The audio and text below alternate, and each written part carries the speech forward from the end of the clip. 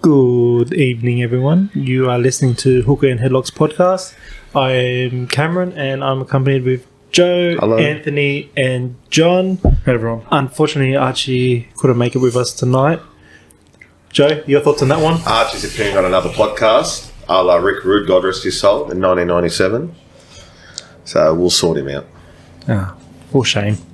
Well, we'll start off as usual. Joe, what are you smoking today? I'm smoking Peach Maracuja, packed by Anthony. Anthony. Yep, I'm smoking Social Smoke Lime by itself. John, how about yourself? I'm smoking Tangi's Myman and Cane Mint. And I'm smoking Cane Mint, Tornado, and Orange Soda. That is very, very intense. Very. Anyways, today we'll be reviewing what happened on SmackDown this past week and on Raw. It was an interesting SmackDown and Raw, I feel. Well, I don't want to go to one of my tried and trues straight away, but I guess they're in a bit of a holding pattern until Money in the Bank. You get your couple qualifying matches every week, and as we'll later see on Raw, I think John described it earlier as when we were off air before we went on, matches that would have been well worth a pay-per-view. So maybe SmackDown was in a bit of a holding pattern, and Raw was a little bit more intense over the last week. Yep. Yeah. So we'll go straight into SmackDown. SmackDown kicked off straight away with Austin Theory talking about Roman's 1,000 days as champion, and then Pretty Deadly came out. Actually, before I go that, just to remind you, Joe, he bragged about beating John Cena again. First I've heard about it. And then he says that he's going to have a 1,000 or 3,000 or 4,000 day reign as United States champion. I noticed that. I think that was a bit of a tongue-in-cheek or maybe a little bit of a wink, because you've heard a few, I mean, not to get straight into the other stuff, but we all think, or most of us think it'll still be Rhodes to beat Reigns at Mania 40. However, if Reigns does hold on, a lot of people have been talking about the reign being closer to 2,000 days than 1,000 days. So maybe that was a little bit of a wink, not to look too much into it from Theory, but yeah, that's interesting. Yeah, but before we get into that first match, are we having too many long title reigns at the moment, do you feel? I'm a big fan of long-term storytelling, and I think with long-term storytelling, I beg your pardon, comes the territory of long-term title reigns. So we were going through it last week. So Bianca, that was just over a year. Yeah, she was over 400 days. Okay. Gunther with Intercontinental. He's a couple of weeks away from 1 year, maybe 2 weeks max. And he's creeping up after that on the all-time longest reign as well. Yeah, beating Honky Tonk. And then, of course, we've got Roman, who held on to that title, the first title, for over 1,000 days. Yeah. So I'm happy to see it. I'd rather that than chopping and changing every month, but there is a bit of a middle ground. So if you ask me now, if I have to be perfectly honest, I do appreciate a longer title reign. You got to remember, Cameron, we grew up with WCW, and we all remember what happened in the year 2000. Oh, don't remind me. Vacant was such a great champion. We miss him so much. Yeah. Not long after Austin Theory had his thoughts and praise about his reigns, Pretty Deadly came out for no more than 30 seconds. And the match started between them and the Brawling Brutes, which was Sheamus, Butch, and Ridge Holland. Solid match. It actually went for about 19 minutes. Personally, it should have been a showcase match for a main event, I feel. Is that 2 weeks in a row? Is that 2 out of the last 3 weeks that we've had Pretty Deadly versus the Brawling Brutes? Or did we have that last week as well? Or 2 weeks ago? It was last week where it was just Pretty Deadly versus the Brawling Brutes, so it was a 2v2, like a standard tag. And we had that again on SmackDown just past as well. Yeah, but that was a 6-man. Sorry, I beg your pardon. That was a 6-man. Yes, I thought adding Theory and Sheamus was a little bit of an extra spice there, because the first match, I beg your pardon, was it last week or 2 weeks ago? 2 weeks ago. The Pretty Deadly versus the Brawling Brutes. Yeah, 2 weeks ago. 2 weeks ago. The last SmackDown was just a filler before Correct. Saudi Arabia. Correct. Yeah. So I thought that match was intense, and then obviously adding Sheamus and Theory into it added a lot more spice. And yeah, I mean, I just said Raw had a couple pay-per-view worthy matches. That was definitely a match I thought they were going to save for the pay-per-view. So What happened there, Cam? What was the rundown of actually what happened in the match? It was a very back and forward match throughout the way. Everyone showcased everything they've got in a match, with broke kicks, Butcher and Ridge showing off, pretty deadly showcasing themselves. Austin Theory had his moments. In the end, Pretty Deadly got very creative by, I forget which one's Elton, which one's the other one. Elton's a flamboyant one. I don't think that makes any more easy. But they just keep coming up with these creative ways to win a match clean but dirty. The reason I asked that, the rundown of the match and all that, can you see that as being the end to that feud now? No. We've had them in a tag team, then we've had the 6-man match on Smackdown, on free TV. Is that the end to that feud? I'm happy to see these in-house or in-show rivalries and then save another big one for the Without main event. necessarily when it going happens. or would you, I'm not being cynical, I love any good wrestling is fine to me, but would you be happy to see that match now at Money in the Bank, even though you've just seen it on SmackDown? It'll be overplayed, in my opinion. Yeah, that's what I'm thinking. That's why I didn't think they'd go that quick on it. Yeah. I think if they were to do another match of the next pay-per-view, maybe spice it up a bit where the winners become number one contenders for the tag team championships or something like that, if they have another match. Otherwise, I'd say they should probably just end it at that. Do you feel like it could go or end up with Sheamus going against Theory for the title? Well, this is what I asked Cameron last week, and he seems to think that might be an overplayed sentiment. What do you think, Cam, about that again? Yeah. Because the issue that we had with all these non-draftee matches before the draft was we keep getting the same matches week in, week out.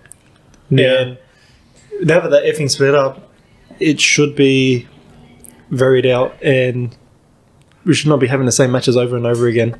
Yeah, like I don't want to keep saying Braun and Brutes versus Pretty Deadly and Fury every week. I know it's going to be a good match, but why should we keep showing the same thing? I know it's going to be good matches every time, but it's just going to get bland after a while. Yeah, I agree. I'm interested to see where they go. I think now the talking point is if they continue to drag this on, or do the Brutes get one back on them, or not to say to have your cake and eat it too, or is that the end of it?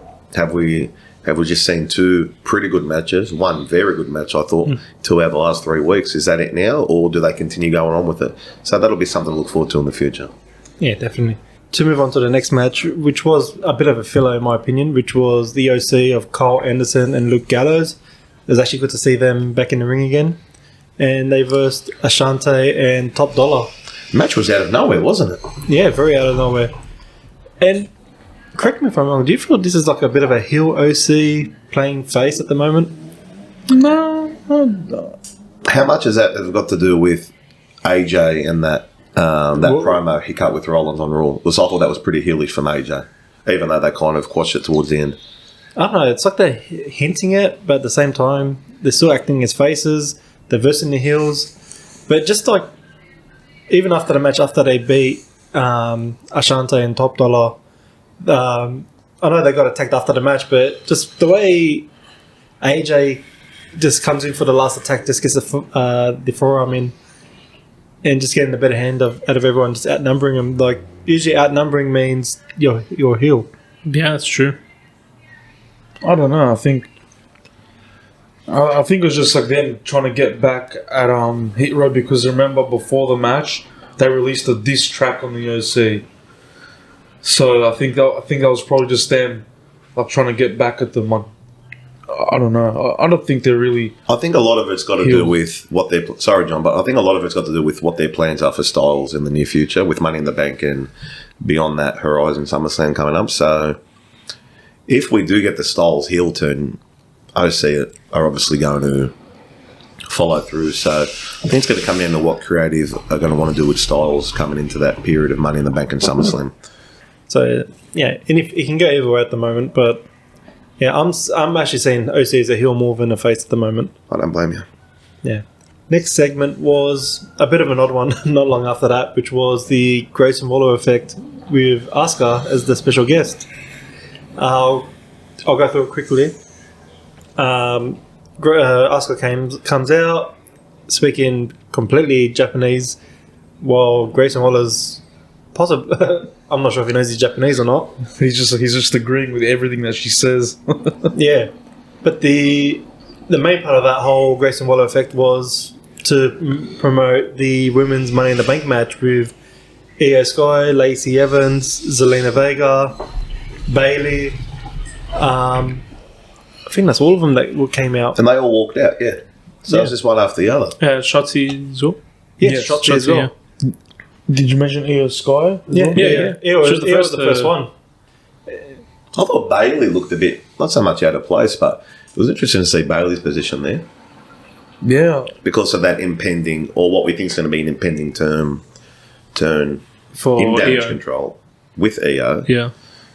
So I think Bailey, with a few others, thought her positioning, even where she stood in the middle, thought there was a little bit to take out of that. So I stand by what I say. I actually see a face turn happening for Bailey.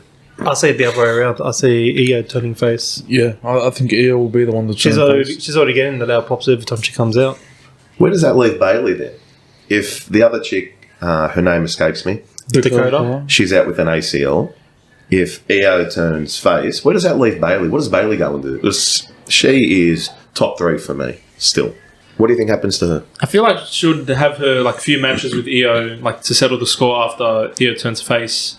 But then maybe after that, I don't know. Like, would it be too early to push her for main title? Maybe build her up against somewhere else. I don't know. No, Bailey? Yeah. I don't think it's ever too early to push Bailey. No, never. She's already established. She's more than established. You can put her in the title picture at any time and nobody would complain about it at all. Yeah. Me, as if I was a writer, I would do like a similar version to Becky's story at the moment and do this heel push and just build her up for something big near the end of the year. Even at Mania or Rumble or something. It's one of the big main events. Just build her up again, because I feel like the whole ding dong hello kind of gimmick is a bit childish at the moment. I think she needs to be taken more seriously. Yeah, We've had the Grayson Waller effect for the last couple of weeks now. Seems to be a show where a lot's going to happen. Every time, yeah, definitely. Yeah, Seems to be a talk show that's going to have a platform for a lot of the main event storylines, which is very good. And once again, I love hearing that Aussie accent on Grayson Waller. Can't get enough of it. Yeah, and just to add, with the Grayson Waller effect towards the end, Bianca Belair came out and she attacked Asuka, and they had to be separated by officials. And then that was when they segued into a match between Zelina Vega and Lacey Evans. They did. Yeah. And it started because Lacey Evans, she hit Zelina Vega with the women's right before the match to put her off her game a bit. And then they had the match. It was decent, but they only had only given a couple of minutes, I believe. And then Zelina Vega won the match, which is the right choice, because it is always good to have a real underdog in a Money in the Bank ladder match, because you just never know that they could potentially pull off a massive upset. I have to disagree on that match. It didn't benefit any of them. Lacey looked dead. That was Lacey's first match in a bit, wasn't it? Maybe since after Royal Rumble, I believe, or maybe before. Yeah, Royal she's Rumble. been off television for we haven't seen her much. I don't know. I think they just Last match she had was after Rumble. was it after Rumble or before? After. And yeah, they just don't know what to do with it, because how many times have they had to chop and change her gimmick, and it's just never worked. Like I think they probably have to, if they're gonna change her gimmick again, probably have to go back to the sassy Southern Belle gimmick. That was what worked best for her. Like this new Sergeant Slaughter gimmick, I don't know if it'll work out for her. Even then, that whole match was just a mess. Yeah. If anything, it actually pushed Zelina down. Yeah, I could agree with that. But see what happens at Money in the Bank. Maybe her winning the Money in the Bank might be best for business. Who knows? Yeah. After that was the men's qualifying match between Montez Ford and LA Knight. LA Knight's still a heel, isn't he? Yes. Wait, let me rephrase that. Yeah. Yeah. Okay, that's enough. How long is he a heel for? Since This is getting debut. no, but how long is this going to last? Because he's definitely getting the pops and the crowd reaction. He's getting very, very like face-like crowd reactions. And not only that, Cam will give us the rundown of the match, but was I wrong in saying the crowd were actually booing Ford at one stage as well? They were. Yeah. They were. I noticed it straight away. Every time he got in a bit of offense on LA Knight, the crowd would actually boo. In this case, we just have to give the crowd what they want, and they want LA Knight. But yeah, I'll quickly go through the match. They squared off. It was a bit back and forth at first. Traded a few counters, shoved each other a few bit. Montez Ford showcases how he usually does with his agility and his high-flying abilities. And then there was a bit of a read roll-up win for LA Knight at the end, where Montez went for the roll-up, then LA Knight countered and then held onto the ropes at the end. That was our first weird roll-up of the podcast. There was another one on the Raw. I thought that was a bit odd as well. We'll get to that later. It was a very good match, and to showcase it right after, you had LA Knight putting the ladder in the middle of the ring and Climbing it. That was Posing very with the- ominous. and I briefcase. remember you telling us I think it was on Saturday night. Yeah. You were telling us it was Monday night. Monday. You were telling us whoever climbs up the ladder to say that they're going to win never wins eventually. Yeah, I thought that was a bit ominous. Maybe a bit of bad luck or whatever when you consider storyline or whatever like that. It's going to be interesting. It's going to be interesting going forward, but I know we had a bit of a laugh last week, but I'd like to see Knight win it, even though Nakamura is my pick. Yeah, definitely. It could go either way at the moment. But yeah, like overall, it was actually a very solid match. You got LA Knight and Montez Ford. They got two very good in-ring workers, and as much as I love Montez Ford, I think it was the right choice having LA Knight win. Just give the fans what they want. Yeah, definitely. Like with what I said at the last episode was that we already have a high fly with Ricochet in there. Yeah, exactly. It's like it wouldn't hurt to have another high flyer in there, but it can't be at the expense of LA Knight just because of how popular he is with the fans right now. It might be one of the most entertaining Money in the Bank matches that we've had in a while. What would you say is the last one that was really showcased high flying, was really exciting? Dare I say, might have been that one in Titan Towers during lockdown? That's what I was about to during mention. 2020. Yeah. I think that was probably Are you talking about the one that Otis won? Yeah, the Yes. one that Otis won, and then they walked in on Vince McMahon. Yeah, that was funny. Oh yeah, with Daniel Bryan and AJ. Yeah, I think that was probably like the last proper entertaining one in the main ladder match they had. Because it was something that was completely fresh. I never thought we'd see something like that at the time. During COVID, they had no other choice but to It was very figure something new. adaptive. Very adaptive. And had to climb the corporate ladder, you could say. Yeah, pun intended. But yeah, no, it was. I think so far with the qualifying matches that we have so far, even when we go into Raw a bit later, I think it's actually going to be one of the best 6 to go into it for men and women's. Even though we don't know who's going into the other matches later on, because they haven't really announced any of the other qualifying matches afterwards. They have been announced, but they I think they'll be happening over the next week or so. I know there'll be some happening. I'm pretty sure there'll be another one happening on SmackDown this week. I'm pretty sure Santos Escobar is going to be involved in it, but I can't remember the other names. But there'll definitely be a couple more added. It's going to start really ramping up now because we're only, 3 weeks away? Yeah, give or yeah, take. 3.5 weeks away. Yeah, 3.5 weeks away. Yeah, but yeah, and the evening or the highlight of the evening for SmackDown was Roman Reigns' segment celebrating his 1,000 days as champion and revealing the new WWE Undisputed belt, which is the WWE title but in gold. So what's the actual title of the title? What's the actual name of the actual belt he has? I think they just stuck it with the WWE Undisputed Heavyweight title. WWE Undisputed Heavyweight title. And the think- one that Seth Rollins has is the World Heavyweight Championship. Yeah. Okay. So we saw Triple H come out. Yep, and he got a huge pop too. Yeah. Oh, they love Triple H. And because I think the crowd, the critics, the podcasters, the YouTubers, the casual fans, the jaded fans, everyone knows that Triple H has really turned this product around in the last year. and we're more than grateful for it. So people aren't dumb. People know what's going on. And Roman, you could tell Roman, even though he's playing this mega monster heel, Roman was just, you could tell he was overcome with emotion.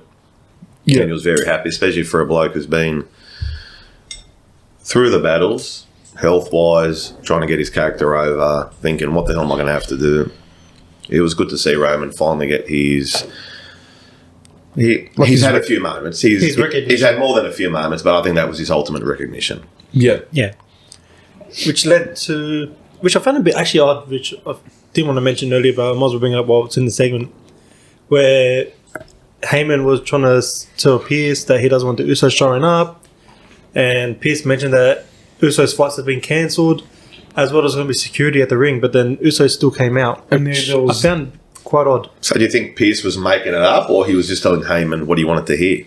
He's probably just. I'm guessing he's probably just telling poor Heyman what he wanted to hear, because I still had the feeling that the Usos were going to interrupt, but I would have expected to see security there to try to get them out of there, but the fact that there was no security or anything like that there probably leads me to believe that maybe Adam Pearce was just trying to I guess it could be explained that if they had their flight cancelled, they went and booked another flight, or they drove to the arena.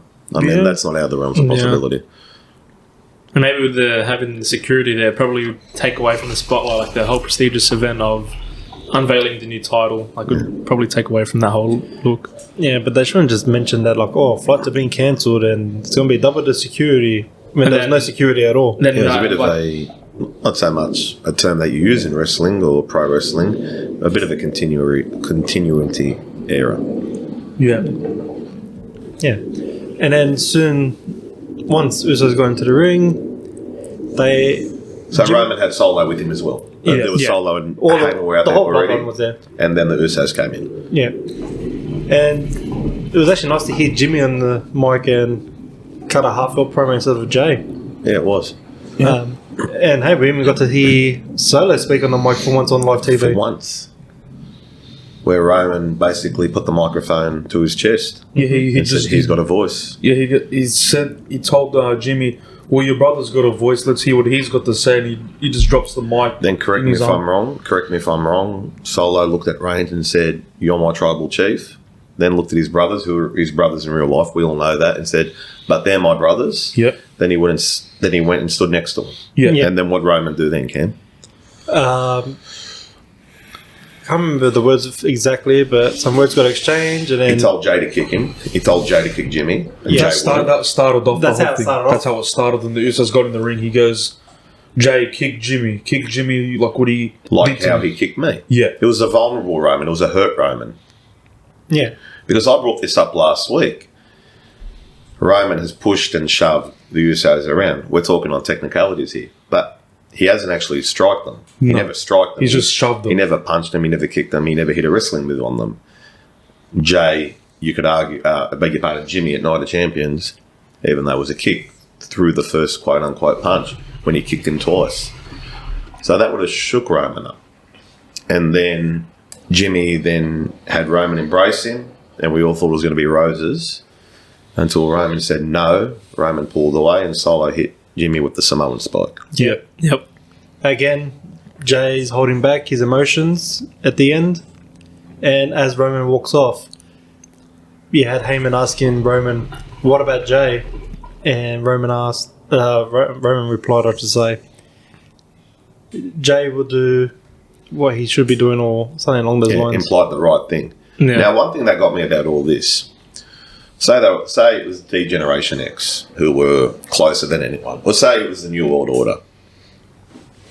And let me take a minute here to paint the picture. Say you had in 1997, Scott Hall hit an outsider's edge on Hulk Hogan, or in 1998 you had X-Pac hit the X Factor on Triple H. That would be anarchy. You wouldn't see him in the ring talking, embracing, anything like that. But these guys are literally off-screen and on-screen brothers. Yep. So we all know if you have a blow up with a friend, hypothetically, there's a good chance that you and that friend, if you're that stubborn enough, won't make up, and there'll be no conversation. But when you have a blow up with family, once again, hypothetically, there's a bigger chance that you'll make up, or there's a bigger chance that you'll be trying to sort it out. And that's what we saw on SmackDown. Yep, and you called that last week as well. Yeah, because I dare say if they were a faction like the New Order or D-Generation X, they would have already split up. Yeah. But they are, once again, not to repeat myself, on screen and off screen, they are family. So that's why we're seeing this emotion and this tug of heart and this still trying to put two and two together. Because if it was anyone else who kicked Roman Reigns in the face twice at Night of Champions and embarrassed him, I don't think Roman, even though Roman pulled away and was a setup for Solo to hit the spike on them, I don't think Roman would have been hugging them 2 weeks later on SmackDown. No, definitely No not. way. And one thing I liked with that promo as well was when Jimmy was telling Roman, it doesn't have to be like this. Like we shouldn't be fighting.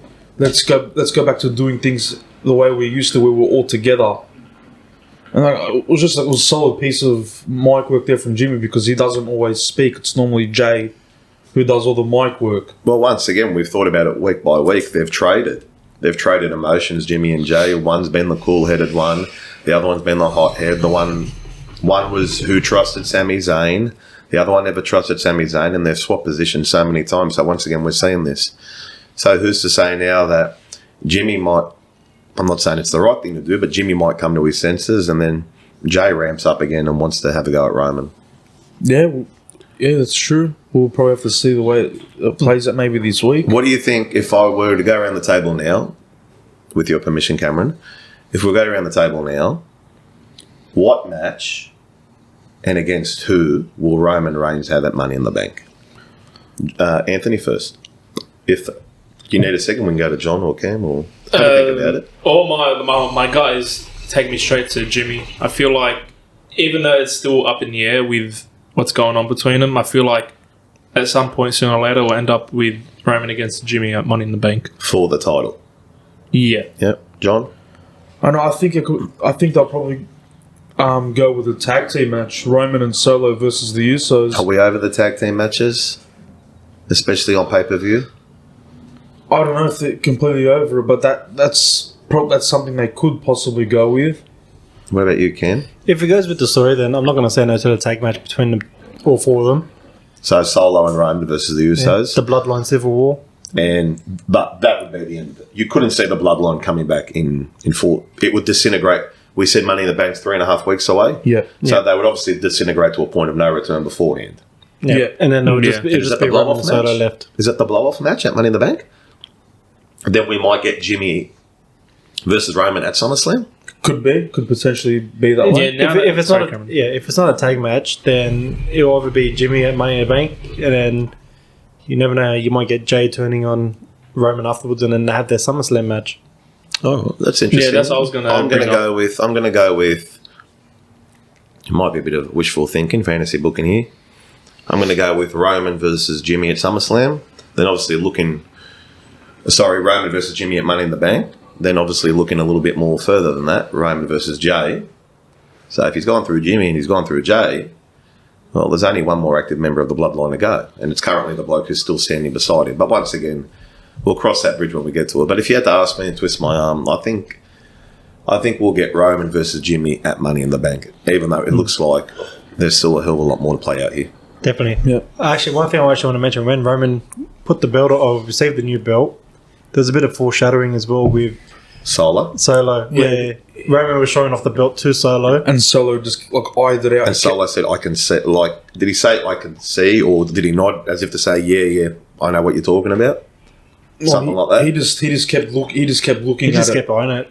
Looked like he had, looked like he wanted to show he wanted nothing to do with it all, but you could see it was eating him up a bit inside. Yeah. So once again, what does that remind everyone of? Triple Batista. H Batista. Triple H Batista almost 20 years ago now, 19 years ago. Yeah. So, endless possibilities is happening at the moment. Bit of foreshadowing in the ring as well with Triple H, even though it wasn't like Rollins earned the title and Reigns earned the title as well, but Triple H handing the title to Roman. Triple H got handed that title on Raw. Triple H, the head of Evolution. Roman, the head of the Bloodline. Head of the Bloodline. So yeah, a few winks in there, I think. Yeah. Yeah. Yeah. Moving on to Raw. Actually, during the end of SmackDown as well, Seth Rollins announced he'll be doing an open challenge on Raw. And moving on to Raw, he was the first one to come out to kick off the show. And first person to step up to the plate was Damian Priest. So with Seth, he made that announcement on social media Yes. And that day, the Monday in America. Yep. I think it was on the SmackDown, in between the SmackDown and the Raw. Yeah, so it was in between SmackDown and Raw. So going into Raw, we had known there was an open challenge, but we didn't know who was going to accept it. I saw Priest replying back to his tweet at that time. So that was my prediction last week that Priest would be the first one to go after Rollins. Maybe I'm a bit cynical there, but you've got this brand new title. Probably on a couple of things I might sound a bit cynical later on, but you've got this brand new title and the bloke's put out an open challenge. Don't you think every man, woman and child would be jumping over themselves to challenge him or to accept the open challenge? One person? Does that sit well? It is a bit funny, but that's just me being a bit cynical. Yeah. Yeah, it is a bit funny, I have to agree, but I think just to add a bit of prestige to the new title, they had to have 2 defense within 1 month. Well, whilst we're here,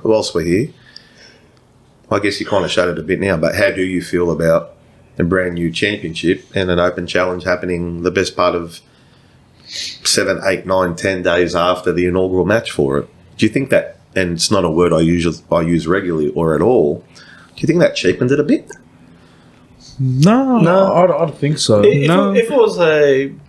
If it wasn't a good match, I would agree. But with the match that happened at main event, which we'll get to a bit later, it was a decent match, and it kept. No, it was. But I'm just thinking, open challenge after this brand new prestigious title, that's obviously going to cross paths with Roman Reigns somewhere over the next 9 months, and to have an open challenge, it was cool and 2 great competitors. But I just thought it was a bit not so much rush, but it was unusual. It was unusual in my book. Yeah. I feel like Seth said it perfectly. He was saying how it's been 2 years since the title was defended on Raw. Yeah. So maybe it would play into that, how he has open challenge, so it's a good way to have a title defense. I think it's just like Seth showing that he's going to be a fighting champion every week, and you just never know who might want to come up against him. So total opposite of Roman Reigns. Yeah, that sits a bit better with me there. Maybe I was a bit harsh on that. Yeah. So we had Damian Priest come out and accept it. Yep, Priest. Balor came out as well, unannounced. There was a few. Bloodline might not be the only faction in trouble at the moment. Yeah, exactly. We'll get to that a bit later. Yeah, but in that segment, didn't Priest turn around to Finn Balor and say, "You stay away" or something, or "You stay out of it"? It'll be just me. Priest was saying that he can do this alone. He doesn't need anyone. And as well, they even announced that Dom and Rhea had their own thing to worry about that night as well. So that's why it was only Priest and Bella that was involved in that morning, or in that early segment. But yeah, it's looking like Priest could be turning face soon, especially with what happened in the match later on. But yeah. Good. It's actually more interesting in a certain aspect. To me, it's more interesting than the bloodline in one certain aspect. Who's going to come out of this if it truly is the impending breakup of Judgment Day? Who's going to come out of it face and who's going to come out of it heel? It's looking like Priest at the moment. Yeah. The other 3? Probably all stay heels. Yeah. I don't think Rhea's long for heel. No, she won't be heel for that long. I don't think the reactions that she gets. Well, just like LA Knight, she's getting cheered every day, every night, every time.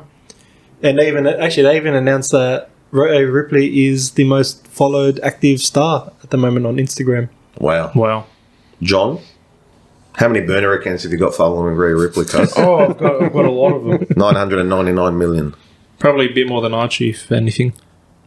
Yeah. Archie is too busy on the Nia Jax following page. Sorry, Lena Fanine. Is that a new... That's a proper name. Oh, okay. At this stage, we'd just like to state Archie's in a very committed relationship. Archie's very loyal. Yes. Okay. To Nia Jax. Yeah.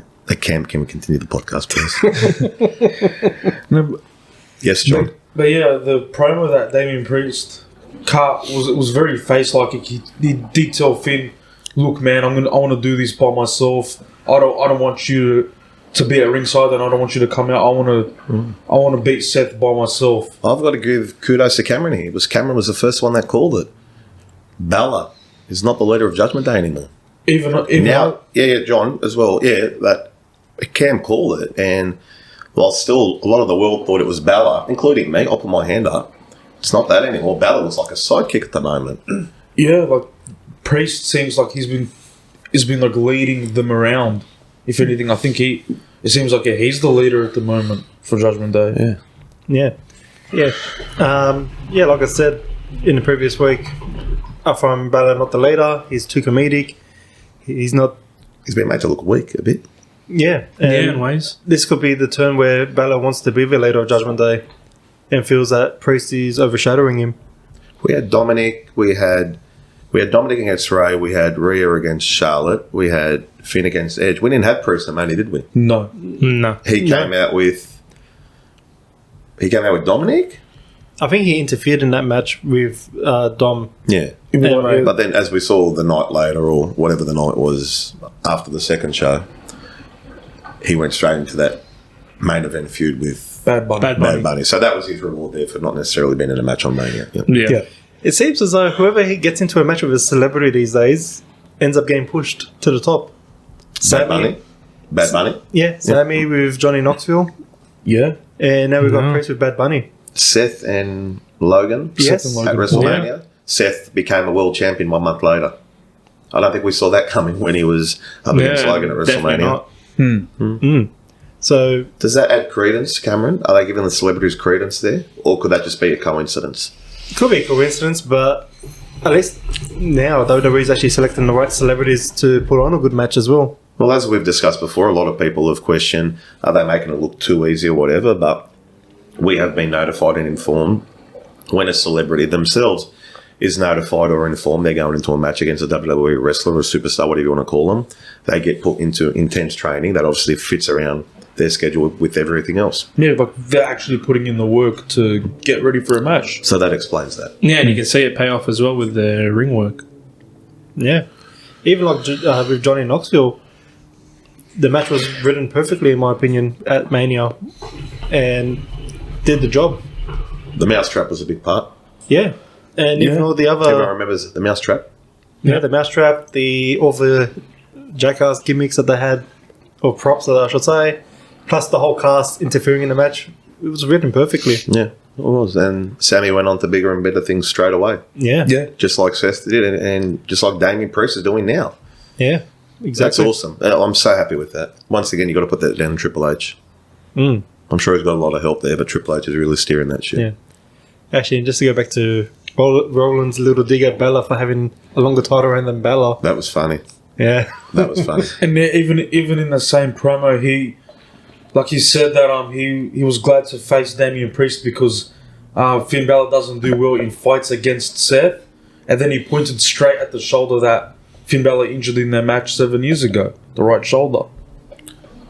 Shoulder injury would come into Raw as well, in the main event as well. We'll discuss that later. Yeah, definitely. We'll move on from that opening segment, which was great. It was entertaining. Very entertaining. We had the next qualifying match for the women's Money in the Bank, which was Becky Lynch versus Sonya Deville. Well, we got straight into it. I watched Raw with Archie earlier on, and how good was that? I know we said we'll stop talking, but we got Seth, and we got Finn, and Damien Priest, and we got Becky Lynch come out right after, so that was a really hot start to Raw. And that was a good match. Becky, obviously one of the best workers there has been, and made Sonya look good. And for a couple of seconds there, you thought, oh, wait a minute, Becky's down on her luck. She's been attacked by Trish, beaten by Trish at Night of Champions. And we thought, oh, here we go. And then she was attacked by Trish and Zoe Stark. And then there was still outside interference from Chelsea Green as well. So then there was a second there that we thought, oh, wait a minute, is Becky really that down on her luck that Sonya would have gone through? But we then had the interference. Yeah. Well, yeah, we had Trish and Zoe Stark coming out, but I thought they would have got involved in the match to cost Becky the qualifying. That's my original thought. Well, they came out with their theme music hit as well. Yeah. Halfway Yes. through the match. I mean, when's the last time you've seen that happen? Wrestlers come out with their theme music hit halfway through a match to interfere. No, especially just to stand there ringside. Not even though, just at the That was ramp. standing on Oh, top just of on the the ramp. ramp. Well, they did. There was interference, wasn't there? With Chelsea Green, that was about it. Yeah. Chelsea, and then it looked like Becky was about to be rolled up. Am I right there? Yeah. Yeah, Becky was about to be rolled up, and then she kicked out of it, and then Becky won shortly after. Yeah. Yeah. So, yeah, Becky Lynch pretty much qualified. Keep one eye on Chelsea as well. Yeah. I think there's a lot to come for Chelsea. I really like her. Yeah. But yeah, Sonia and Chelsea did a great job with helping Becky looking strong in that match. And yeah, the only thing I could say, I was hoping to add more to that storyline with Becky and Trish. But I think there's still just more to didn't come. happen. Yeah, there's still more to come. Yeah. Right after that was the backstage interview with Saxton interviewing Sami Zayn and Kevin Owens when Gunther and then Imperium. It was Imperium. The two other blokes, one on the microphone and the one who is very hard of speaking. And then Gunther came along in the middle of them. Yeah. How funny is KO? Oh, no. my! You just beat me to it. How funny is KO? Oh, You can tell when he gets him. angry. I'll say it every week, but you can tell him and Owens are just enjoying themselves. And it's better to see them Yeah, work well together. it's not even As about the faces. tag titles anymore. I mean, I just- love them walking around those. It's not even about the tag titles anymore. Definitely not. Yeah. And it led to a very good match between Gunther and Kevin Owens. So what pay per view was that? The Kevin Owens and that was on Monday Night Raw, was it? that was awesome. I did not expect that at all. And so they had the backstage segment, and then Kevin Owens was that frustrated. He actually walked out into the ring. He walked straight down to the ring ready for a fight. And Corey Graves turned around to the other commentator. His name escapes me. I forget what his Just name. what's his name? I feel like his name's Nigel. It definitely wasn't. It definitely wasn't Jim Ross. Yeah, but and Corey Graves, and I laughed. He goes, "Oh, we've got something." It was Kevin Patrick. Yeah, and he goes, "Oh, we've got something else scheduled here." And then we got Gunther against Kevin Owens in the second match on Raw. That was a treat. Yeah. As usual, Gunther's looking and booked strong as per usual. Didn't see as much chop as we thought we were going to see. No, the match went on for 19. You said 19 minutes. No, that was the tag match at the beginning. Sorry, I beg your pardon. Yeah, that one went on for a bit. I'm not too sure how long it went for, but if I check my close. notes here. I don't know the exact length, but you could tell they were given quite a decent bit of time. Am I right in saying this? Is Gunther being booked as strong or maybe even stronger than Roman Reigns at the moment? Probably about as strong, I'd say. Very, very close to it. I mean, we knew as jaded fans, and we all know that they know who's going to win before the match. No one actually believed Owens would pinfall beat Gunther. No. Yeah, no. Like I said to Archie whilst I was watching it, that Intercontinental title on Gunther might as well be a World Heavyweight, Undisputed, Universal, call it what you want Intercontinental title. 24/7, 711, I-95, Kentucky United Derby. States Television, NWA, Rhode Island, Ring of Honor title, because he is being booked as strong as anyone I've seen. And that's awesome. Yeah. Especially for a guy who's put, and literally we can see in his physique, but the way he's come, maturity and attitude, who has just come along leaps and bounds. Yeah. At this moment, I don't know who is even going to even give Gunther his first loss at the moment. His first loss, let alone losing the bloody belt. Yeah. It's going to have to take somebody special to take that belt off him. And you can just, I mean, could you see maybe Goldberg 98 again, Cameron, where he doesn't lose the title but wins the world title and absorbs it, then has to relinquish his Continental title? No. I don't think they'll do that in 2023. They'll probably have him drop the title first. But the thing is, if that's going to happen, who does he drop that title to? Because I don't know who's going to look believable enough against him because that's how strong he's been booked. Hey, I wouldn't be surprised if he loses that Rumble, then wins the Rumble. Loses the Intercontinental title at the Royal Rumble, then wins the Rumble. Yeah. So he pulls double duty. Because they're not gonna muck around with it. Definitely not. They're not gonna muck around. With someone that's been booked as strong as him, like, it make the most sense to push him straight away after his title loss. Yeah, like the way he's been booked, as soon as he loses that IC title, you know for a fact he's going to be put straight into world title picture. And they'll probably even start putting him into world title picture before he even drops that title. Wouldn't surprise me. So as we saw in that match, the boy on the microphone, what's his name? Ludwig Kaiser. Ludwig Kaiser. He came into the match. He never actually attacked KO, but KO, he obviously was, but KO got the stunner in first. Yeah. And then, I was about to call him Vladimir Kozlov. then Gunther, another bloke's actually, I think it was Marky D123 or something, actually created a YouTube video this week comparing Kozlov to Gunther, which I thought was interesting. And then we saw Gunther with a awkward-looking roll-up. He wasn't awkward per se in the manoeuvring, but he kind of held Owen's arm down a bit. Yeah, did you notice that too, Anthony? Yeah, I saw that. Yeah, there wasn't a roll up the tight, so he beat KO relatively clean. Yeah. I mean, Ludwig Kaiser didn't attack KO. He was going to attack KO, but KO just hit the stunner on. So he beat him relatively clean. Obviously, there was distractions. That counts as interference. Yeah. Yeah, but as if Gunther needed to be booked any stronger. But yeah, no, that was a good match, and I don't think Owens loses any face there either. God, no. No, definitely not. But even then, like, it's little nice. bit. It's actually nice to see like a heel like Gunther that just doesn't really need anyone. I'll ask you there, Cam, going back to the start of SmackDown with the Brawling Brutes against Pretty Deadly in theory. Do you think that might be the end of that little thing now between Imperium, Owens, and Zayn, or do they continue on with it? Or do they cool it now for a bit? I could see it lead to a tag match between Ludwig and Giovanni versus Kevin Owens and Sammy. Yeah, that's what I was about to say. I know Sammy and KO beat them the other week on Raw, but with Gunther in the corner, maybe Gunther can be a two-belt holder. Who knows? Well, we saw someone later on get involved with Imperium as well. So we'll get to that. So that might help paint a clearer picture. Yeah, we'll see what happens later on down the track. Yeah.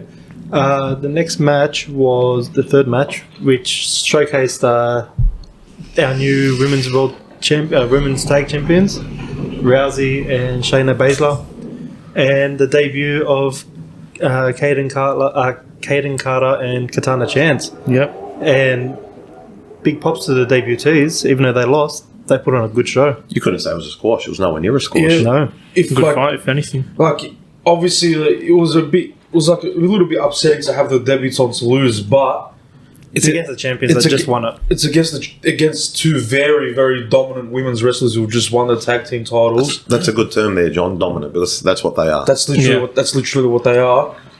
So, and it's no shame for them to lose against them, but even then, it wasn't a squash match. Like, they actually looked like they were going to pull off an upset, and they looked ultra competitive. Hope spots. Yeah, we call them hope spots, and we saw them, and we saw that not so much clearer than Mustafa Ali versus Gunther. Yeah. And we saw a couple of hope spots with that tag team. But not only that, I think this is the first time we've seen Rousey and Shayna actually struggle in a tag match for the first time since before Mania. Every other tag team match they've been in, they just win it easily.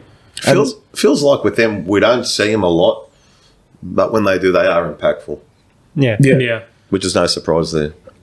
Yeah, like Kaden Carter and Katana Chance actually put in a really decent match, and there was certainly no pushovers in that match at all, which is it's a good sign.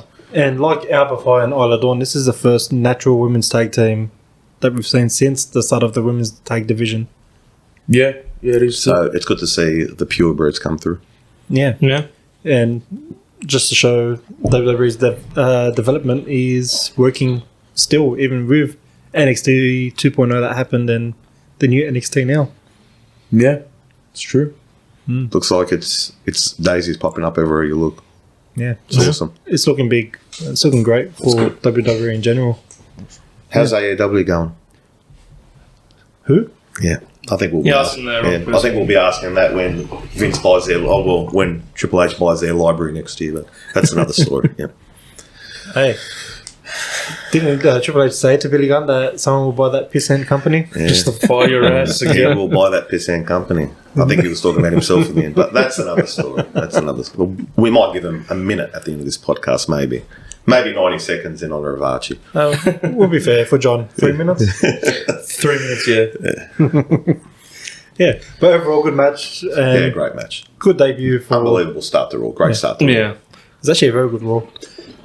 But yeah, backstage after that, we had Bronson Reed and Ricochet having a few words with each other. They did. And then Shinsuke popped out and had a bit of a comedy segment with all three together. And then it led to a match which was quite unexpected because I didn't really announce it till last minute, which was between Ricochet and Shinsuke. Similar to the Owens and Gunther match. Yeah. Yeah. It was actually becoming a decent match until Bronson Reed appeared. But, excuse me. I know you get emotional about Bronson Reed, Cameron, fellow Australian. It is. It's a little soft spot. It is very emotional. But it's looking like maybe one of them could be kicked out of the Money in the Bank match. Now, how did that come about again? Because Bronson Reed interfered in the match and took both of them out. So It could lead to one of them. So we know what's happened. How do they book themselves out of this? Or what's their plan? Who knows? It could be Bronson interferes and Like, writes them off, like attacks them or something like that. Or do we get a seventh entry? Is it supposed to be sixth among the bank? It's six. Yeah. It's So six do we get it? entrants. So do we get a seventh, eighth entrance maybe? I don't know. I think they're going to stick with the original six. yeah. After last year's seventh entrance, I don't think they'll do that again. Yeah. Oh no, definitely not. Especially with the way the crowd reacted to Austin Theory being added in. Cause at that time, didn't Vince McMahon come out and say? That was his boy. Was it Vince McMahon who came out and said that I've got a surprise entrant who's going to be entering the match right now? Or was it Adam Pearce or something like that? Somebody, I remember like some authority figure came out and said we've got the surprise Was entrant. Money in the Bank the first pay-per-view without Vince? Yes. Yeah. This is the first Money in the Bank. I think it was the first pay-per-view in general. No, Without Vince. the first pay-per-view Yeah, yeah. without Vince was... Money in the Bank. Was SummerSlam. SummerSlam, was it? Or Yeah. SummerSlam. Because I go back to that whole egg, that movie with the egg. No, Vince and Austin. Was that at the end of... Not National Treasure. Was that at the end of 2021? Red something, Yes. was it? Yeah, Red. I forget the name now. That But was the it end was of- on with Ryan Reynolds and The Rock. Yeah. But that was the end of 2021. Yeah. Yeah, that's when we thought we were getting an appearance by The Rock or something. Yeah. Yeah. So I don't know. It could lead to one of them defending their spot against Bronson, or maybe he takes both of them out and taking And the spot. replaces him, yeah. But it's looking like Bronson could still be involved in the Money in the Bank match somehow, some way. Yeah, because he decided to get involved in this match and beat up both Nakamura and Ricochet. And one thing I like to add is at the end when he finished destroying them, when he hit the tsunami, I think it was on Shinsuke, the crowd gave him a big one more time chant. I wanted to see him do it again, but he did the heelish move and he left. And that was against one of the fan favourites, Nakamura, as well. Yeah. Yeah. So we've already seen that. So we saw that with LA Knight and Montez. We've seen the crowd dying to chant for Damian Priest, Rhea Ripley. Rhea Ripley. So it's a bit all over the place at the moment, but all over the place in a good way. But yeah, I would just like to quickly say, like, I wish they could have figured out a way to get Bronson Reed in that Money in the Bank ladder match, because every ladder match does need a big man in there, and Bronson Reed isn't a typical big man who just lumbers around the ring. He's got serious agility and athleticism for such a big man, and he moves around so well. It would have been good to see him in that ladder match, but I guess they just didn't want to have him in there. They'll probably have something else for him anyway. Maybe, like Cameron was saying, maybe he could attack one of them and steal their spot, like what Edge did to Kofi in the Elimination Chamber all those years ago. It's definitely a watch this space segment. Yeah, definitely. Yeah. Following that match was the Miz TV segment with Cody Rhodes. Cody Rhodes. How does he keep coming back from the hospital bed in the intensive care unit every week? Hey, at least he had a cast on this time. Oh my goodness me. I love Cody. Yeah. I don't care. I like seeing him every week. Yeah. I think everybody likes seeing him every week. Yeah. Given that, with Miz being there, is he having the Grayson Waller treatment of just doing his show now? If Miz is happy, I'm happy. I'd rather see Miz do this and bloody on his back looking up to the lights getting pinned by everyone. Yeah, I don't think Miz minds either. Like, the guy's got nothing more to prove to anyone. He has more than earned his stripes over the years with how hard he's worked in the company. Yeah, what else? So that segment, and we had interference in that segment. I Yep. So we had interference in Dominic and Rhea interfere Yep. after Miz was questioning Cody about challenging Brock Lesnar again. They still haven't announced where this rematch is going to happen for the third match. It's got to. Where do you think it'll be? It's got to be Money in the Bank because SummerSlam is still nearly 2 months away. If it is SummerSlam, what the hell? I mean, we know what Brock's doing, but probably wrestling a cow on his ranch. But what's Cody going to do for the next 2.5 months? 2 months? It's got to be Money in the Bank. It's got to be Money in the Bank because SummerSlam is just too far away. But I feel like it'd make more sense having the final match between Brock and Cody at SummerSlam. Because it's a big Match. Yeah. But the thing is, Money in the Bank, I think it's being treated as a Big 5 pay-per-view now because obviously we had the traditional Big 4 of Rumble, Mania, SummerSlam, Survivor Series. I think Money in the Bank is being added as the Big 5 now because they've been treating it very seriously the last couple of years. It's not considered like a B show pay-per-view anymore. So maybe they could just do it at Money in the Bank because it's considered very, very important now. But then where would that leave Cody and or Brock for SummerSlam if that does happen to Money in the Bank? Well, It could be Cody versus anyone else after Brock. Cody versus... Dom. Oh, wait a minute. Does that mean that Money in the Bank might be Cody versus Dominic? It could even... Yeah, from what these... Yeah, actually, yeah, you know what? They could probably do Cody versus Dominic. Yeah. If it's not something that's completely out of the question. But yeah, in that segment, that Rhea Ripley and Dominic Mysterio interrupted. And don't the crowd liven up when Dominic goes anywhere near the microphone? Yeah, as soon as he put the microphone to his mouth, they started booing him heavily, and then Cody Rhodes sarcastically says, "Come on, guys, don't boo Dominic." But that was after... It is nowhere near. It's nowhere near go away heat, but it's we want to boo the living you know what out of you heat. Just for a laugh, if anything. Yeah. But yeah, it was practically the Comedy Central roast of Dominic Mysterio Tell me about featuring it. Cody Rhodes. Because what was it? There was even like the match with his dad at WrestleMania was a public spanking. The biggest mistake that Rey Mysterio ever made was him. Yep. And there's a few other jabs there. Yeah, I think that was what Cody said. He said, like, yeah, I know your father, and he's probably made a couple of mistakes before, but the biggest mistake was you, Dominic. That was funny. That was humorous. And the thing that topped it all off was Dom and Rhea making it look like they were walking away, and then Dom sneaks in a slap on Cody, and then cowers behind Rhea Ripley. Yeah, that was a bit... I think... You know what? I forgot about that. He slapped him, didn't he? Yep. Yeah. I think that 90... Oh, I don't want to say 99. I think 90% tells me might be Dominic versus Cody at Money in the Bank. I know I just went back on what I said there with Brock and what's Brock going to do. And After discussing it. yeah, maybe now looking at it. It could potentially happen now. Just off that one slap. Unless they just put it on Raw, but Is Cody cleared to wrestle now? Well, I mean, in kayfabe, in storyline, is he cleared to wrestle? well, there hasn't really been. No, he still wore the cast, and he even hit the Miz with the cast after. Yeah. So if he was allowed to wrestle against Brock at Night of Champions. Night of Champions, I beg your pardon, with the cast, and he never sustained a serious injury from Night of Champions, as he's been on the show every week since.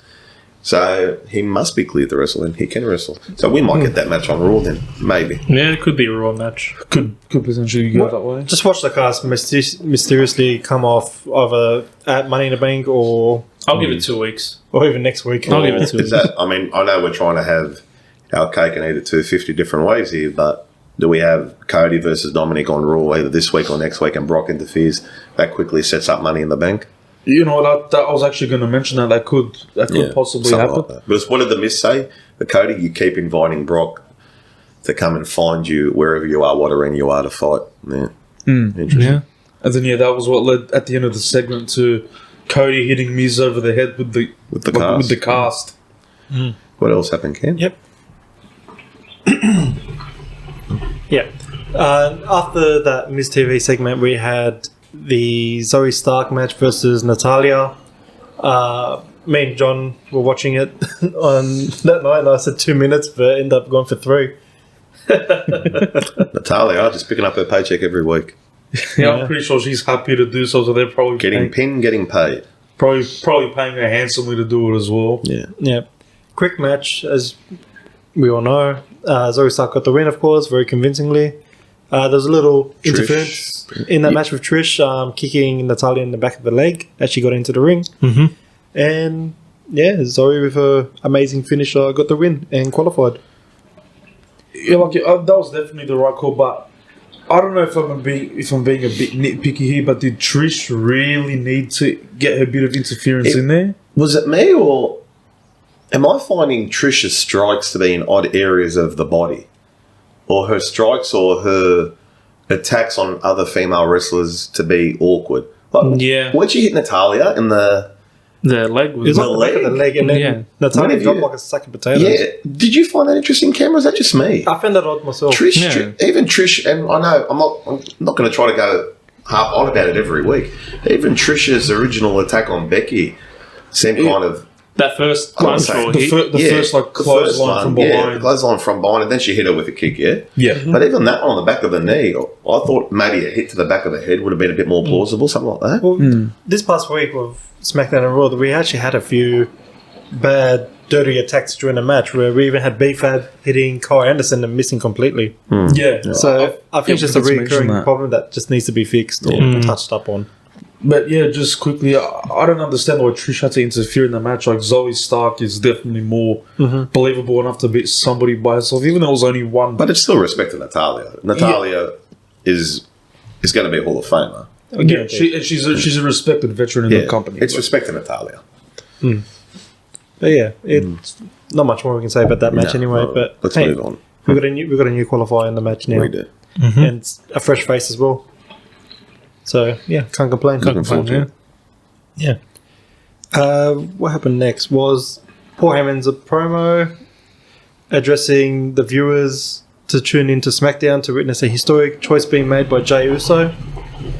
And Heyman acknowledging that his role sometimes involves delivering unpleasant news, and he mentioned that this particular news would have a significant impact on the family. And then he hinted that Jey Uso's choice would potentially rip the family apart. He emphasized that Jey would make his decision and stand by his brother. Solo, presumably referring to Roman Reigns.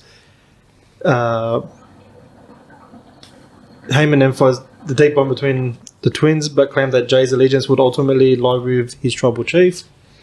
He basically said it was going to be bad news either way. Yeah. Yeah. It was going to be the breakup of the bloodline in no uncertain terms, Yep. or pretty leading much. to it. Yeah. Yeah. Yeah. He said it's not going to be good either way. Yeah. So that was just a quick segment just to give everyone a heads up on what could potentially happen on SmackDown. Smackdown. But yeah, we'll see what happens there. Just Wait and see. yeah, wait and couple see, of, yeah. pretty much. Next up was our favourite up and coming tag team that's impressing us at the moment, which was Indashi versus Cedric and Shelton. The Hurt Business. No, Not anymore. not anymore. No. There was rumours that they were going to bring him back, but it's You looking could see like there's a few segments you could see MVP talk to them backstage, Well, that, even with the. they've killed it now. But they just. well, that's another thing. I don't know how up to date you guys are, but scrolling through earlier today, strong rumours Bray Wyatt's on his way back, and then the other strong rumours is that MVP's halfway out the door. out the door. Yeah, Wow. out the door. I don't know how confirmed or how plausible they are, and the last thing we want to be is to speculate on unconfirmed rumours, but Bray Wyatt coming back, but the one that got me MVP out the door because it didn't make sense, because I thought and wait a minute, Omos. That's what I was about to say. Yeah, Omos what's has been off TV since Backlash, He had a brief appearance at the Night of Champions, but that was it. but his heart, he has, but Night of Champions, he was in the crowd, wasn't he? Yeah. Yeah. Hasn't been in the ring. He hasn't been a part of a story. I mean, it's only been 3 weeks since Backlash. 3 weeks is a long time to be off TV, though. It is, especially for a guy who was made to look strong against Anyone. Rollins. No, Lesnar at Mania, and then Seth at and then Backlash. Seth at Backlash. So, is there something there? Are they in? There's that term again, holding Well- pattern, because they don't know what they're doing with MVP. Sorry, but this just came back to me. I almost just got married this week. Well, that explains Okay. it. then. Well, yeah, that makes Congratulations. Who did he marry? I think just someone who was with before he was even on the roster. Oh, so not one of the. No one Not one. backstage. Okay, well, that might make a little bit more sense then.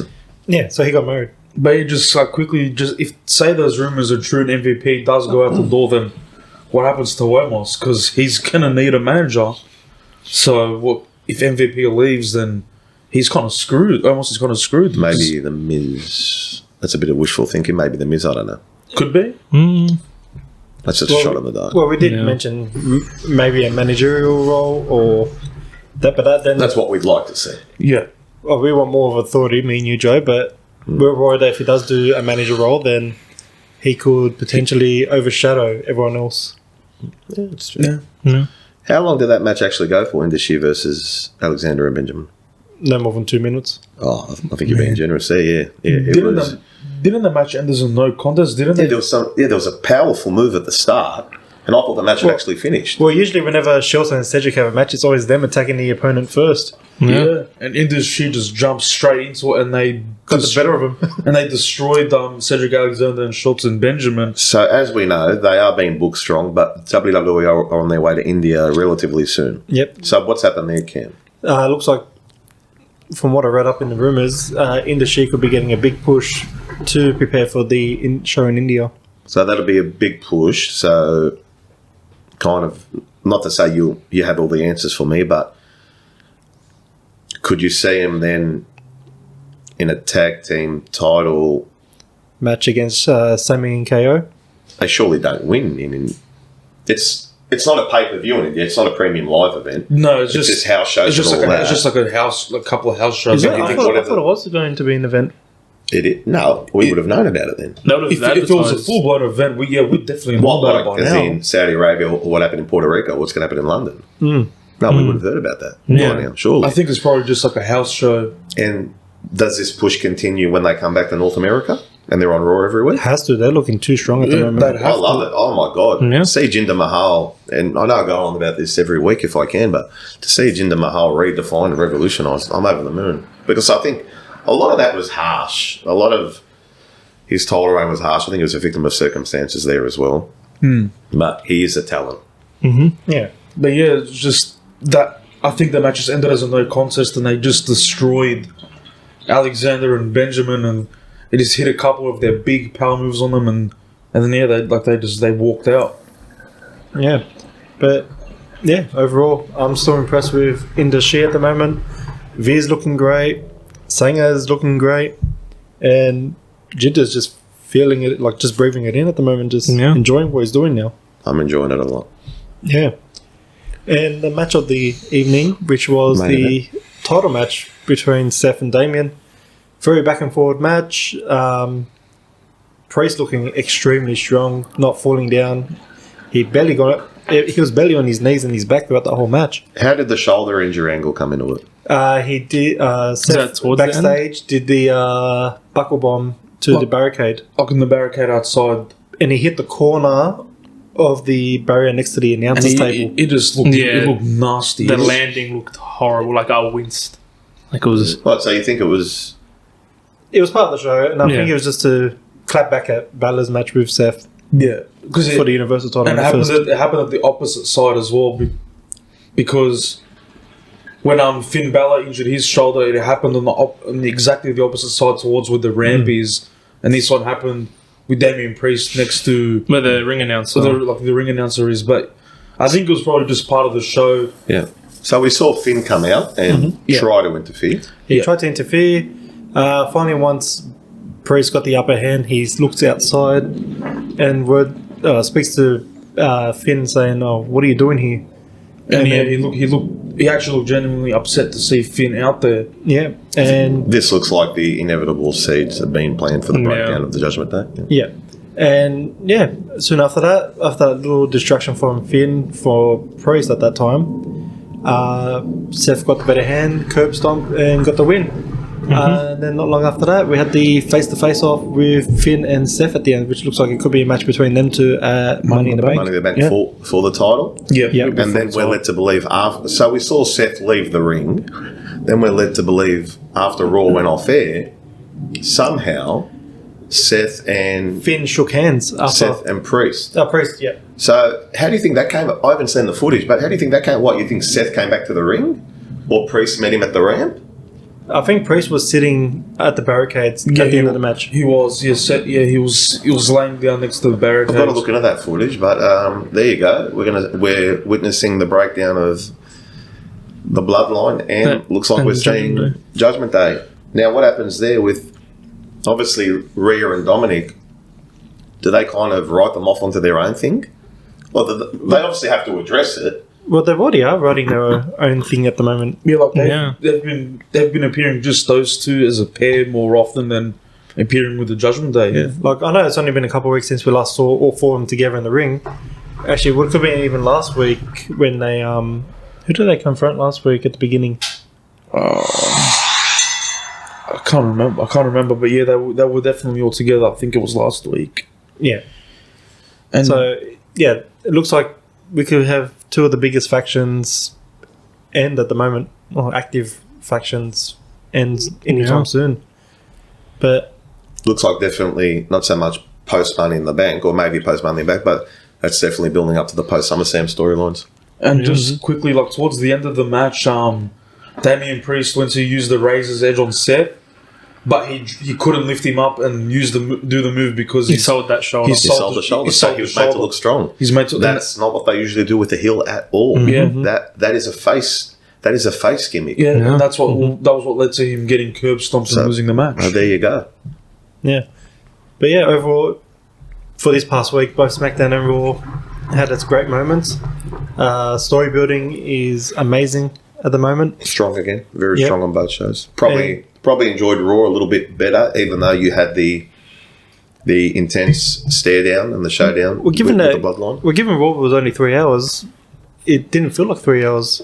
It felt like they got straight into the matches, or even the unannounced matches, and there was a good variation of storyline telling as well throughout the whole show. You always know something is very enjoyable, no matter how long it goes. It feels like it's gone past in 5 minutes. It felt like a 2 hour show. Yeah, that's what I was going to say. Raw, action-packed. Like Raw felt like a 2 hour show, and like there wasn't like that much filler on Raw compared to what we normally get because it's 3 hours. It was very intense. But yeah, like they just had a lot more solid storytelling. They had more matches, a lot of solid matches, might I add. It was a very, very solid week for the company. All good. Yeah. So that wraps up the recap of what happened this past week or weekend for us. Yeah. I thought we might just end it on what was everyone's, since we've all been watching sports entertainment, wrestling, etc., etc. What is your favourite moment of all time? In wrestling? Yeah. My all-time... Cam, we are going to talk about AEW for 90 seconds, but it might very well have an impact on WWE very soon. But go ahead with that, John. My favourite moment ever was probably Eddie Guerrero winning the WWE Championship against Lesnar. Yeah. The ultimate upset. It would have to be, and it's a pretty niche one.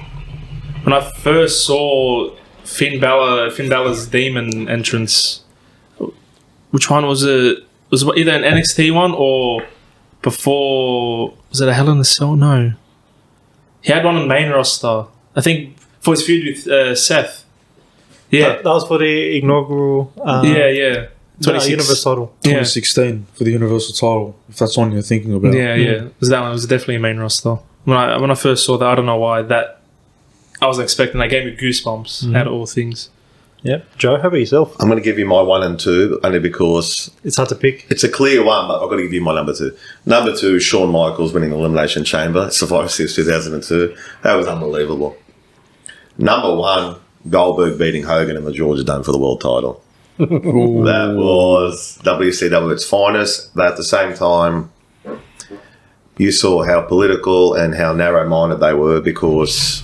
To give a bit of a backstory, not to get too much into it now, Hogan knew that the Turner executives would be there in the flesh, and Hogan said, why don't I go out there in the main event and we'll have Goldberg beat me? And that wasn't at a pay-per-view, obviously. That was on free TV. They did get 45,000, but that was, in my opinion, the greatest line in the history of WCW, but also from a cynical point of view, there's a couple of factors there to show how narrow-minded they were and their inevitable downfall a couple of years later. What about you, Cameron? For me, call me a bit biased since I love Ray, but when he won the world title at Mania, Nothing wrong with that. 2006. Great moment. Yeah. Triple threat against Kurt Angle and Randy Orton. especially seeing the little guy win the big one, Yeah. It was awesome. It was a very feel good. It was a big feel good moment. Yeah. Well, I don't think especially playing every game as a kid, making Ray win the big title every time. anyone that had a problem with that didn't understand wrestling, in my opinion. Yeah. Yeah, And Joe, before you were saying you had your top 2 moments, and for What would me, be like your second? the second is Benoit. I know nobody wants to talk It's about. sad. It's so sad, but yeah, I don't blame you. Like you can find one YouTube video of Benoit winning the title at Mania, and there was one comment that said it best. This guy said he reckons it feels like as if Benoit and Guerrero had to sell their souls to win those titles. Wow, It- that's that's- poetic. Very, poetic. very, very poetic. It's poetic. actually, before I forget, I'm not sure if you guys watch NXT, but did anyone see Bron Breakker? How were we going to miss that? Yeah, Bron Breakker wants to do an open challenge with Seth Rollins at NXT next week for the World Heavyweight title. Which It was totally out of nowhere. It was Yeah. completely out of nowhere. He's just cut a promo. He's called out Roland. Mm-hmm. Now, to make it clear to everyone out there who might not have seen it, he hasn't said I'm going to Raw next week. He's told Rollins to go to NXT. Yeah, he's called Seth to come over to him. Now, to look into it forensically, Cam, has that got anything to do with the ratings down at NXT? no, their ratings They're are strong. fine for what they are. So this is just, I mean, oh my God, try getting a ticket there next week. And at the time of recording this, Rollins hasn't responded. Mm-hmm. So try getting a ticket to that next week. Unbelievable. Because we know for a fact Seth will respond to that, Yeah, and we know he'll go down there straight away to have the match. It's like his soft spot and, for Seth. Yeah, and as Bron Breakker said, it's the first ever NXT champion versus the most dominant NXT champion. Yeah, he had a nice callback to Seth Rollins' NXT days. Yeah. So it would be interesting to see if Seth even shows up, or could it lead to potentially Seth Rollins versus Bron Breakker at SummerSlam? Oh my Yeah, could this be goodness, like man. a Bron Breakker call-up, maybe? Yeah. Well, that's what we've been speaking about. When is Bron Breakker going to get called up to the main roster? Maybe they fast track it if they maybe after this match on NXT, if it happens, which I'm pretty sure it will happen. And shout out to Archie calling it last week as well. Corbin and Mustafa Ali going back to NXT. How good's that? Wow. If that rejuvenates Corbin, I'm all for that. I actually watched it. His match was actually decent with Trick Williams. That's his name. And Ali's in a feud with oh god, who was it? I can't remember who he versed. He versed the leader for Schism. I forget his name. I can't remember his He name. looks like a babyface version of Kevin Owens. So yeah, it's looking good for both of them, and I think it's the right choice. It's looking good all around. Yeah, and I guess we can call ourselves Paul Heyman because we're just giving spoilers at the moment. I've always said Joe's the inside man for the creative. Are you saying my hairline and Paul Heyman's hairline are very similar? I said jeez. nothing like that, Joe. Oh, okay, then fair enough. You're just assuming. Yeah, but overall, in the comments, give us your thoughts on what happened on SmackDown, Raw, even NXT. What are your thoughts on what's going to happen with Judgment Day and the Bloodline? We've also now got an Instagram page, which is Hookah N Headlocks. And yeah, we'll see you guys next week. Joe, did you want to finish it No, I off? just wanted to have that last, with your permission, AEW. I know you're not a 90 big fan. seconds. No. No, it's just- I'm going to press stop right now. I'm just because I'm not clutching at straws or drawing a long bow here. Okay. Anyone that doesn't know, we all know about the whole CM Punk thing, right? It's been going on for 9 months. CM Punk set to return in next weekend. So Yes. not this weekend, the weekend So 9 after. days. So we all know what happened there. Omega, the Young Bucks, Tony Khan, whatever. If they can't work this out, and a bit of a history lesson for a moment, CM Punk went back to CM Punk joined AEW when we were in lockdown in 2021, and everyone was so happy. It was like the bloke who's been through hell finally got to marry his young, beautiful bride, and everyone was so happy. 9 months later, they separated, and everyone rolled their eyes and go, "Oh my God, what was all that about?" Now they're back together. Now there's mixed feelings and mixed reactions. People are booing, people are saying not again, people are saying we're over this, you got us once, it's only going to happen again. If AEW can't work this out, I'm going to go out on a whim here. That'll be the end of AEW. Punk will go. Cole will go back. And this is what I wanted to bring it up. Cole will go back to WWE. They will go back in drives. Moxley, I think Moxley will be the first one to go back. Cole will go back. Bryan Danielson, we'll start calling him Daniel Bryan again. I'm telling you, if they can't work this out and they can't put their egos aside and get the storylines right and make money, not that Tony needs the money, but make the money instead of hemorrhaging money, I can really see all this talent coming back to WWE and it'll be the end of AEW. And that's why I wanted to bring that up. Yeah, definitely. I agree on that one. I feel like, besides Moxley being the first, I feel like the first person to come back would be Rusev. Yeah, Miro. Yeah, Miro is known as Miro now. We don't use those names on this And podcast. the other thing, God rest his soul, Iron Sheik. Yep, I don't think we'd be watching wrestling today if it wasn't for Iron Sheik, and I'll explain that again with your permission, Cameron. of course. Bob Backlund held the WWF title for 5 years. Iron Sheik beat him. Do we all know who beat the Iron Sheik for the world title? Hulk Hogan. And that kicked off wrestling being mainstream. Yeah, And that kicked off why we're here, why we're talking about it. And as I posted on my personal Instagram page today, Iron Sheik, God rest his soul, one of the most important champions in WWE history for a very good reason, because we would not be here talking about wrestling and shooting a bloody podcast and smoking arguably if it wasn't for him and Hogan and Backlund and all those blokes close to 40 years ago now. I guess we can dedicate this session to Iron Sheik. God rest his soul. Yeah, It's not, honestly, I don't think he would have been smoking peach maracuja. I think he would have been smoking peach satvia or something along those lines. Probably a double different strain. apricot jabroni. Yeah, probably a different strain the Iron Sheik would have been smoking. Different strain, One that made his eyes go red. But but just like the funny thing is, like his very, very last tweet before he unfortunately passed, he had to go off on Twitter and say F Hulk Hogan for the last time. and I think, was that his last tweet? That was his very last tweet. And to show you, well, it might have been, I thought his last tweet was about the Canadian wildfires. And he said, he had a few choice words about them and kind of showed his character as if to say, F this event and it's causing all this trauma to people and people are losing their life. So I thought that was very vocal and showed his heart because by all reports, he was a very nice man. Yeah. But yeah, shout out to Iron Sheik. Shout out to the for Iron the Sheik, memories. 'cause we wouldn't be here The today. comedy Twitter, the comedy tweets, everything. His podcast, talk show appearances. And once again, thanks to the Iron Sheik for giving John B. Milham 98% of his conversation starters, especially with women. Yep, alrighty. Any last thoughts before we end the show?